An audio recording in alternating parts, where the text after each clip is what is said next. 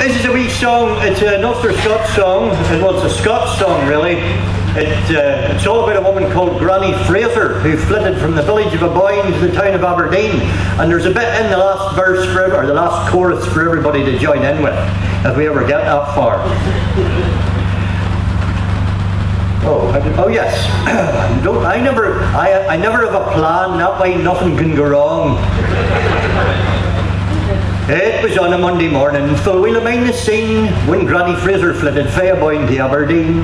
The village folk, they all turned out to see her on the road. The horse that couldn't pull a cart, for you should have seen the load. For there were armchairs, bath chairs, rocking chairs as well, ladles, cradles upon the fish for meal. There were woolen shawls, mothballs, chili pans and jars, and Grandpa near fell off the cart with Granny's chest of drawers. There were wee pots, tea pots, a pair of wally dogs, big pots, flour pots, Granny's teeny jugs. There were stew pots, what not, you know the kind of mean. And Granny Fraser flitting fae Aboyne to Aberdeen. Well, John McNabb, the policeman, he wait here, no, he cried for volunteers. It was the first time he had taken his jacket off in years. To get the donkey moving, every man did play his part. Well, they just got halfway up the street when a wheel fell off the cart. And there were face towels, old bowls lit there in the street. Clay's props, alarm clocks ringing about your feet. There were golf clubs, wash tubs lit there in the lane, and Grandpa's nearly bottle, it was running down the drain. There were fur coats, porridge oats mixed away the glar, and the big spear souvenir fae the Julie war. There were antique tight bricks of 1817, and Granny Fraser's flitting fae Aboyne to Aberdeen. Well, Geordie Brown the blacksmith, he weighed near 20 stone.